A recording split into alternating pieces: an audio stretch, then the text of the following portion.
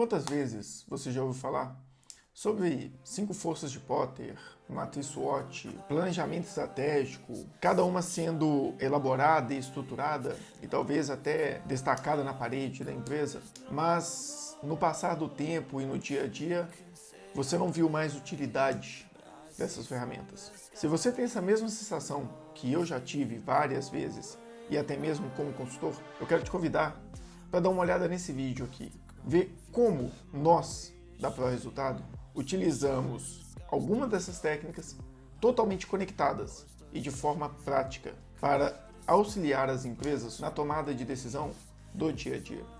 E se você pensa que isso não é assunto de contador e que isso não faz parte do dia a dia da contabilidade, talvez seja porque você ainda não sabe o quão estratégica uma contabilidade pode ser. Eu sou o Carlos Pires e eu estou aqui para falar de gestão, planejamento e muita contabilidade estratégica.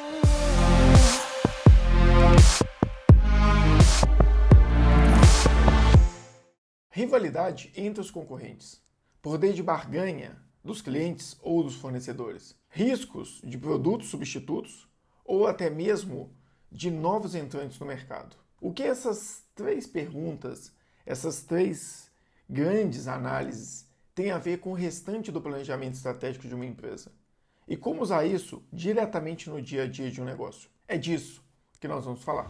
As 5 forças de Potter é uma metodologia criada por Michael Porter em mais ou menos 1980, durante um artigo que ele divulgou. Por ser considerado hoje o papa do marketing e da estratégia, por grandes estudiosos e por grandes universidades, ele é uma referência no mercado. E não há como contrariar. As técnicas são extremamente aplicáveis hoje em dia, mesmo que tendo sido desenvolvidas e estruturadas fora de um ambiente tão tecnológico, tão conectado e tão digital como o que nós temos hoje. Falando de forças de Potter, como aplicar isso no dia a dia de um negócio? Como deixar aquela expectativa e aquela perspectiva que nós temos de vamos fazer a matriz SWOT para quê? A gente vai fazer hoje, vai esquecer amanhã. É esse o ponto que a gente quer excluir nesse assunto, nesse bate-papo. Na Pro Resultado, a gente utiliza de uma metodologia criada por nós, que na realidade nada mais é do que a soma de várias outras metodologias de mercado interconectadas, que nós chamamos de PES.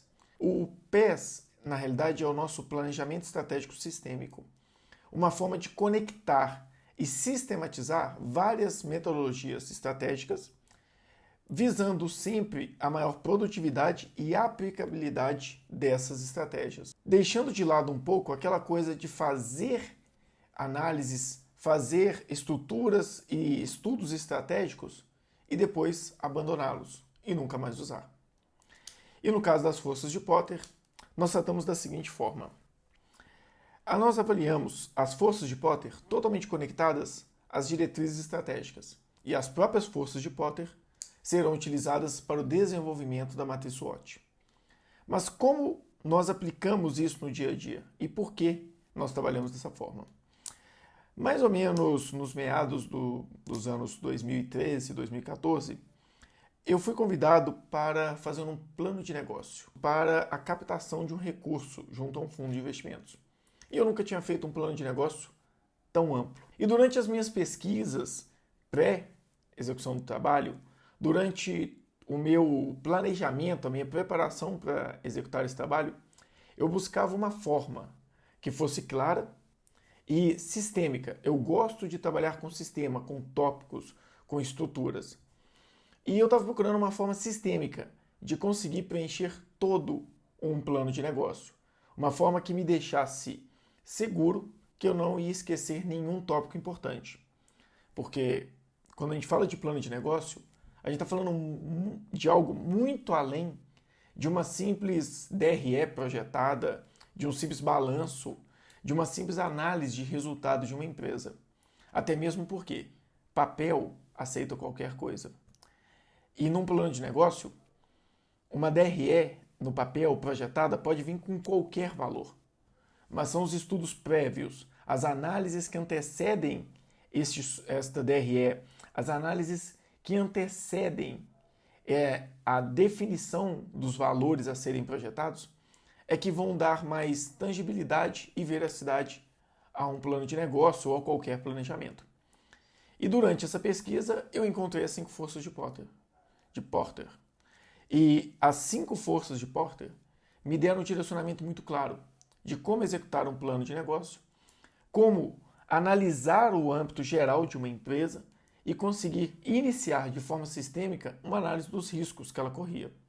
Até porque, se eu vou projetar faturamento, eu também tenho que pensar em risco. Após estruturar a minha ideia de plano de negócio, quais seriam as etapas a serem seguidas, eu parti para a viagem e fui iniciar o trabalho junto a este cliente. Fizemos várias análises, análise SWOT, análise das 5 forças de Porter, pedi projeções de vendas do ano anterior, pedi estudos de mercado para tangibilizar e basear as minhas metas de venda da empresa naquele ano. No ano seguinte, na época era 2014, se eu não me engano, seriam as projeções para 2015. Então, nós fizemos toda uma análise em cima do negócio. E na época, eu trabalhava um pouco menos com consultoria, mas já atuava em consultoria financeira e um pouco menos em consultoria estratégica.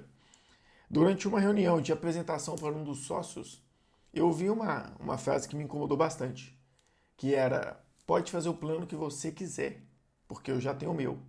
Esse daí é só para apresentar o fundo. Aquilo me incomodou porque eu estava sendo pago pelo agente que estava intermediando e eu acreditava até aquele momento que realmente eu ia fazer um plano para a empresa seguir. Até porque ela ia utilizar aquele plano para solicitar os recursos. Mas, ouvindo aquilo, eu entendi que, como contador, com simplesmente a base de conhecimento que eu tinha quando o assunto era gestão, era muito pouco.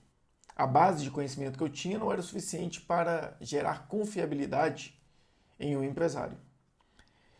Porém, eu ainda estava determinado a mostrar a esse empresário que aquele plano poderia dar certo e que ele deveria tomar cuidado, porque, coincidentemente, fazendo as análises baseadas na gestão financeira dele e não na contabilidade, pegando números financeiros reais do dia a dia do negócio, eu entendi que a empresa não era tão rentável e que ele deveria se preocupar com os negócios dele. Então, eu passei a destrinchar cada vez mais todo esse entendimento quando o assunto é 5 forças de Porter, matriz SWOT. Fui interligando tudo isso para tentar mostrar para ele o peso que tinha os novos concorrentes e os novos entrantes no mercado dele. Naturalmente, o produto dele era muito difícil de ser substituído, mas muito fácil de atuar com novos entrantes, até porque sempre estavam surgindo. Eu cheguei a apresentar para ele uma análise, cheguei a apresentar todos os tópicos das 5 forças de Porter, acreditando realmente que ele iria analisar aquilo e mudar de ideia, e entender que ele realmente deveria se preocupar com o plano. Mas eu acho que eu não fui eficiente o suficiente. E ele realmente não deu atenção, não se preocupou com aquilo que eu estava mostrando e simplesmente quis tocar. Posteriormente, eu fiquei sabendo que a empresa acabou falindo, pelo menos várias das lojas que a gente atuou e que a gente tinha, ou pelo menos tinha tentado alertar ele sobre o risco que ele corria quando o assunto era finanças, porque qualquer impacto que ele tomasse, fosse de um novo entrante, fosse de um substituto, ou qualquer poder de barganha que aumentasse a capacidade do cliente dele de negociar, poderia reduzir a margem dele, que já não era muito alta, e que muito provavelmente iria virar para o prejuízo. E no caso dele, pior do que isso, ele não tinha caixa. Porque a gente sabe muito bem, uma empresa pode sobreviver a prejuízos, mas ela não sobrevive à ausência de caixa. Então acabou que, depois de um tempo, ela acabou falindo. Eu continuei atuando no mercado e eu entendi que Porter, as 5 forças de Porter, eram um mapa. mas não era o destino final. Não bastava eu apresentar as 5 forças de Porter para um cliente, porque aquilo ali era só um mapa do caminho que ele poderia seguir e quais seriam os riscos que ele teria em cada passo daquele caminho. Mas aquilo nunca seria o fim de uma boa análise gerencial. Então, eu continuei a desenvolver o modelo de PES e hoje Porter é somente uma das etapas desse estudo. E é por isso que eu fiz esse vídeo, porque hoje eu queria repassar com vocês cada uma das 5 forças de Porter e como elas podem influenciar tanto nas diretrizes estratégicas da empresa, que pode influenciar, dificultar a visão de um negócio, tanto quanto passar como as 5 forças de Porter podem direcionar outras estratégias futuras do cliente e outras análises que podem vir a surgir no dia a dia do negócio. Então vamos lá. Qual a primeira força de Porter? Análise de rivalidade da concorrência. É uma análise de quanto o mercado onde a empresa está inserida possui de rivalidade, o quanto os concorrentes são agressivos. Eu vou dar um exemplo num mercado muito comum, que é o mercado de contabilidade. O mercado de contabilidade, a agressividade de abordar clientes é até pequena. Poucos contadores fazem estudos e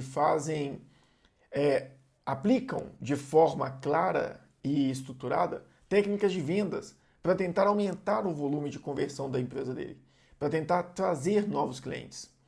Muitos poucos contadores são agressivos e vendedores nato, que saem pelo mercado buscando novos clientes. Normalmente eles aguardam que o cliente chegue até eles. Mas sempre que o cliente chegar, eles são muito agressivos a partir desse ponto. Quando a gente fala de rivalidade no mercado, você pode pegar, por exemplo, o mercado de cervejas. Esse é um mercado bem rivalizado. Ele é um mercado que as cervejarias entendem que o produto vai ser vendido. De fato, as pessoas vão consumir cerveja. Não importa a marca que tenha no bar, no restaurante, a marca de cerveja que tenha no supermercado. A cerveja vai ser consumida. O importante é eu colocar o meu produto disponível para o cliente aonde ele vai buscá-lo. Claro, existe toda a estratégia de marketing para engajar o cliente, para tentar trazer ele para perto da marca, para tentar fazer com que ele escolha aquela marca por uma questão de afinidade. Tem as cervejarias mais artesanais que priorizam sabor, porém, a estrutura macro desse mercado sabe que o produto vai ser consumido. E o que eu preciso fazer é colocar o meu produto no mercado, colocar meu produto dentro dos pontos de vendas e tirar o máximo possível o meu concorrente. Porque assim, tendo somente o meu produto, de fato, ele é o que será vendido. Então, é um mercado muito rivalizado. Agora, o que eu faço com isso? O que me basta saber essa informação? Essa informação ela é muito importante para o próximo estudo que nós vamos fazer, que é a matriz SWOT. Se você sabe que você tem um mercado muito rivalizado, analisando esse mercado rivalizado, você entende que existem ameaças dentro do seu mercado lá na matriz SWOT, basta você simplesmente deixar essa matriz SWOT de lado? Basta você simplesmente fazer esse estudo, identificar e não fazer mais nada? É nesse ponto que o jogo começa a virar. A matriz SWOT ela tem que ser vista lá na frente como um complemento das 5 forças de Porter e como um mapa daquilo que a gente deve corrigir. Se você pensa que um lutador que acaba de entrar no UFC entende o nível de rivalidade que existe naquele tipo de campeonato, naquele tipo de combate, e ele faz uma análise SWOT e identifica as ameaças que ele tem dentro daquele octógono, dentro daquele campeonato, dentro daquela liga, você acha que ele vai abandonar aquilo ali de lado e nunca mais vai olhar? Ou ele vai, de fato, destrinchar todas as forças, todos os pontos onde o rival dele, a ameaça que ele tem, pode neutralizar o ataque dele, pode neutralizar a estratégia dele? O que as empresas têm que passar a fazer é trabalhar de forma mais estratégica. Quando eu identifico uma rivalidade muito grande no mercado, identifico que eu tenho ameaças, eu trato essas ameaças e eu acompanho elas. E é para isso que serve as 5 forças de Porter. Não existe metodologia melhor ou pior. Ah, Carlos, o Senazor é uma metodologia muito melhor. Lá ele fala daquilo que você pode abandonar num mercado rivalizado. Mas se você não conhece a rivalidade do seu mercado, não adianta nada. Você poder eliminar parte do seu custo, parte da sua demanda ou parte dos tópicos de concorrência que existe no seu mercado. Então, esse é o primeiro ponto. A rivalidade no mercado. E eu sempre recomendo, analisa a rivalidade do mercado, analisa o tópico das forças de Porter, dá uma pontuação para ele e cria uma justificativa. Por que você falou que aquele tópico é tão alto? Entendeu a rivalidade? Nós passamos para um segundo passo, que é o poder de negociação do cliente. Por que aqui é importante? Se você entende que o seu cliente tem alto poder de negociação, você sabe o tanto que você pode pressioná-lo. Você sabe até que ponto você pode ir.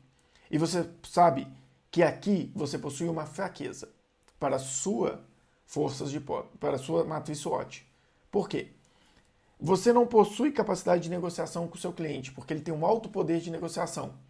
Então, você não pode colocar o seu cliente em xeque, falando com ele que você não vai ceder e simplesmente orientando ele a procurar outro fornecedor. Poder você até pode, porém, você sabe aqui que você tem um risco. Aqui você tem um ponto fraco, que é o seu preço.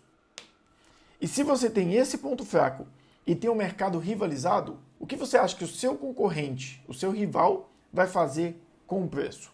Então, se você entra num mercado onde a rivalidade é muito grande, o poder de negociação dos clientes é muito alto, possivelmente, se você tiver também um mercado que o poder de negociação do fornecedor é muito alto, você está fadado ao fracasso. Porque é muito complicado. Você está num mercado extremamente rivalizado, onde tem muita concorrência. Essa concorrência também tem acesso a clientes que têm alto poder de barganha, que podem comprar de você ou de outro. E ainda assim, você não tem poder de barganha com o seu fornecedor. É ele que possui poder de barganha com você. Então, se você tem uma nota muito alta no poder de barganha do cliente, uma nota muito baixa no seu poder de barganha com o fornecedor e uma nota muito alta na rivalidade, é muito provável que o seu mercado ou ele tende a acabar ou ele vai virar um mercado de commodities, de produtos onde o fornecedor não pode tratar preço. Ele vai ter que tratar outras estratégias. E você só vai descobrir isso quando você entrar na sua matriz SWOT, que você vai descobrir suas forças. Talvez ela seja tecnológica, talvez ela seja logística, talvez ela seja até mesmo de equipe, de campo, de venda. Então, esses 3 primeiros tópicos, eles estão muito conectados. Poder de barganha do cliente, poder de barganha com o fornecedor e a rivalidade no mercado. Se você tem um mercado onde esses 3 tópicos são muito altos, você, como empresário, tem que partir para um estudo mais estratégico e encontrar aonde você tem uma brecha para entrar. Encontrar onde você pode otimizar custos, onde você pode otimizar o processo de venda e conseguir vender mais. Mesmo pagando um preço, não vou falar caro, mas pagando um preço negociado pelo seu fornecedor, atendendo às exigências do seu cliente e ainda assim concorrendo nesse mercado. Então, esses 3 primeiros tópicos, eles são mais relacionados ao risco atual do seu mercado, a como ele se comporta hoje. É um olhar, entre aspas, para o presente. Os 2 últimos tópicos já é um olhar para o futuro. É um olhar onde você fala da ameaça de entrada de novos concorrentes. Existem mercados que é muito mais fácil entrar concorrentes. Mercado de contabilidade, basta estar formado. Mercado de consultoria, mais fácil ainda, porque você pode estar formado em qualquer coisa, não necessariamente contabilidade ou coisa do tipo. Já vi consultores de todas as áreas possíveis praticamente. Quando a gente fala de ameaça de novos entrantes, existem alguns mercados onde a entrada de rivais é muito mais fácil, a entrada de novos concorrentes. Mercado de contabilidade, basta estar formado em contabilidade. Se você vai ter cliente ou não é outra coisa. mas basta estar formado que você pode abrir um escritório. Mercado de consultoria, mais fácil ainda, que você só precisa estar formado, às vezes nem tanto, formado em qualquer área. A contabilidade provavelmente te exige que seja formado em contabilidade. Então, esses são mercados que existe uma facilidade muito grande de entrante. Agora, falando de um mercado onde a atuação também está ligada à contabilidade, mas que a entrada de novos entrantes é muito complicada. Mercado de software contábil. O software contábil ele tem uma gama de complexidade que envolve várias cidades, vários estados, mais legislações federais. Então, o custo para entrar nesse mercado é muito alto. Seja o custo em investimento inicial ou o custo em tempo. E até em tempo é quase impossível, porque se você não finalizar um software muito rápido de contabilidade, a legislação vai mudar. Então, é um mercado que dificulta a entrada de novos concorrentes, de novos entrantes. E aí, por fim, fica somente o mercado de produtos substitutos. Como, por exemplo, o DVD, que substitui o VHS, a Netflix, que substituiu as locadoras. Então, assim como o Uber substituiu os táxis, pelo menos em sua grande maioria, as ameaças de produtos substitutos devem ser olhadas como um âmbito estratégico de acompanhamento. Por quê? Pode ser que o produto substituto do seu negócio seja você mesmo que crie. Tem alguém, como eu costumo dizer, mais inteligente que eu, que disse uma vez: mate o seu negócio antes que alguém mate ele. Então, qual que é a ideia? Acompanhe, estude, analise, entenda quais são as possibilidades de produtos substitutos para o seu mercado, para aquilo que você vende. Por exemplo, no mercado de consultoria, um produto substituto é a contabilidade como estratégia. Se os contadores prestassem serviços contábeis ligados à estratégia do negócio e gestão, eles substituiriam as consultorias. E é por isso que a gente fala tanto de contabilidade estratégica também. Porque nós queremos matar o nosso próprio mercado, mas com um produto que seja nosso. Então, a gente finaliza aqui as 5 forças de Potter. Qual que é a ideia? É entender o mercado tanto no futuro, tem possibilidade de termos mais riscos com entrantes e substitutos daqui a X período, ou o risco é somente interno, no que tange o mercado já, concorrentes, poder de barganha de cliente e de fornecedor. Eu vou pegar essas 5 forças de Potter e deixar na gaveta, guardado, jogado? Claro que não. Eu não vou fazer um trabalho desse à toa.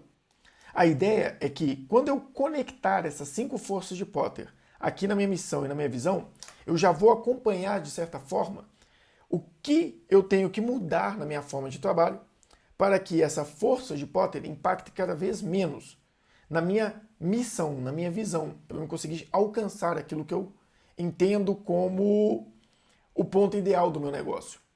Então, a ideia é conectar as 5 forças de Potter na minha missão e na minha visão, ou seja, eu quero executar esse trabalho como missão e eu preciso que as forças não me dificultem. Então, eu preciso acompanhar as forças de Potter que pode mais atrapalhar a minha missão. E o mesmo é para a visão.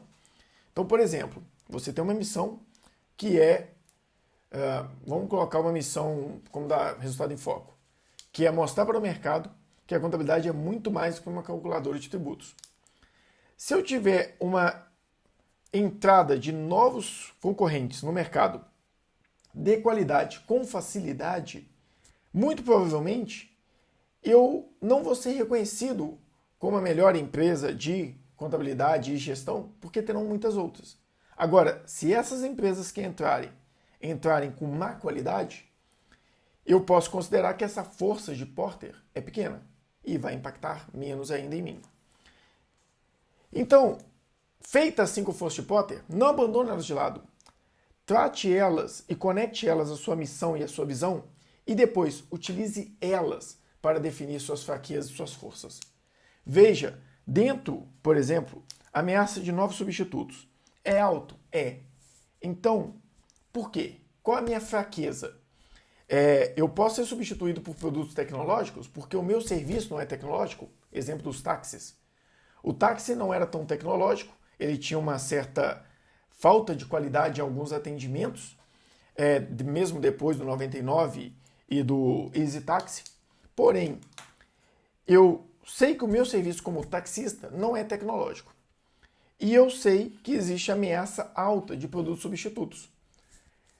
Isso vai me mostrar uma fraqueza que é a falta de tecnologia, e uma ameaça, que é a entrada de novos concorrentes no mercado que já estão estudando o assunto. Então, se eu coloquei que a ameaça de novos produtos é alta e entendi minhas fraquezas e as minhas ameaças, eu vou traçar um plano de ação para conseguir mitigar esse risco, para não deixar com que eu perca clientes, que eu perca qualidade no meu atendimento, que ocorra, eu vou fazer com o máximo possível para não perder, principalmente clientes, devido à ameaça de novos entrantes e devido às minhas fraquezas. Então, se eu estou falando num caso que falta tecnologia nos táxis, faltava tecnologia para os taxistas, e o Uber veio entregando isso, eu deveria, já avaliando as forças de Potter, entendendo que a ameaça de novos entrantes e de substitutos era alta, eu ia lá para a minha matriz SWOT e entenderia por onde esses substitutos e por onde essas ameaças poderiam entrar. Por onde elas poderiam entrar e roubar os meus clientes. E a partir daí, eu trataria de criar planos de ação para mitigar esse risco, para não deixar com que esta ameaça invada e roube parte do meu faturamento. Pessoal, eu achei que o vídeo ia ficar um pouco mais curto, na realidade ele ficou muito longo, então eu vou parar por aqui. Eu vou voltar, eu ia trazer dentro desse mesmo vídeo a montagem de uma matriz SWOT a partir das bases das 5 forças de Potter e depois como cruzar a matriz SWOT para tratar um plano de ação. Porém, já tem quase 40 minutos de vídeo, acredito que ele vai ficar bem longo, bem extenso. Então eu vou finalizar por aqui e continuo assistindo o nosso canal no YouTube, nas redes sociais, principalmente no Instagram. Então, eu vou finalizando por aqui, continuo assistindo e acompanhando os nossos conteúdos nas nossas redes sociais, Instagram, no nosso LinkedIn, no nosso Twitter e também aqui no YouTube, que a gente vai soltar vídeo toda semana. E ainda essa semana eu volto falando de matriz SWOT e matriz SWOT cruzada conectada com as 5 forças de Potter. E aí a gente fecha talvez o primeiro quadrante de um planejamento estratégico sistêmico. Nós definimos um propósito para a empresa, que temos vídeos disso. Esse propósito foi utilizado para definir a missão e a visão da empresa, e os valores foram resgatados dos sócios para ajudar até eles entenderem o próprio propósito deles como sócios.